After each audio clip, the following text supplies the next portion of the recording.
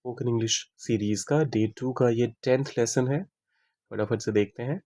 यहाँ पर हम बात करने वाले हैं, अगर आपको कभी पूछना हो कितना या फिर कितने, तो उस केस में आप क्या स्ट्रक्चर यूज़ करेंगे। सबसे पहले आप हाउ मच, क्योंकि ये क्वांटिटी भी हो सकती है और काउंट भी हो सकता है किसी भी चीज़ का। सो आप चाहें तो, मतलब चाहे नहीं, डिपेंडिंग ऑन द कॉन्टेक्स्ट आप मेनी का भी इस्तेमाल करेंगे। फिर उसके बाद आता है नाउन, फिर आता है डू या फिर डज, फिर आता है आपका सब्जेक्ट और फिर आता है वर्ब, और वो बेस फॉर्म में रहेगा ऑब्वियसली। ऐसे समझ नहीं आया? एग्जाम्पल देख लीजिए। तुम कितना पानी पीते हो, तो पानी को आप काउंट तो कर नहीं सकते, तो हाउ मेनी वाटर तो आप कह नहीं सकते, तो हम हाउ मच से शुरू करेंगे। How much. उसके बाद कहा गया कि आपको पहले नाउन लाना है, तो नाउन यहाँ पर क्या है? पानी, वाटर। फिर आता है तुम पीते हो।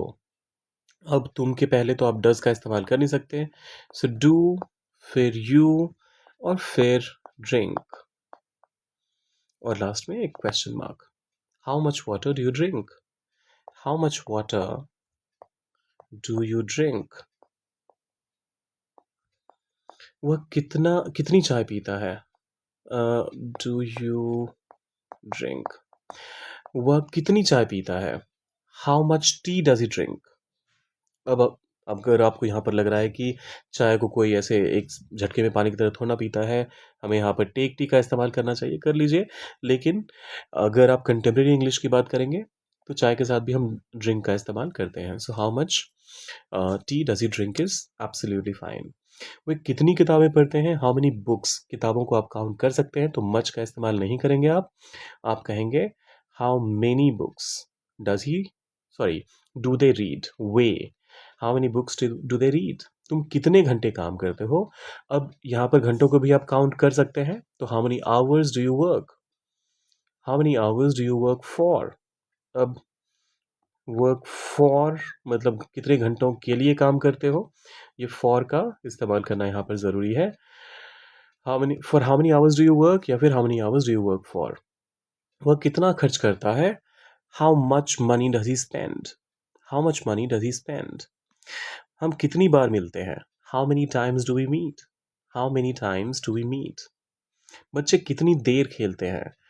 How long. अब देखिए, मच और मेनी का तो इस्तेमाल देख लिया हमने, यहाँ पर देर की बात हो रही है।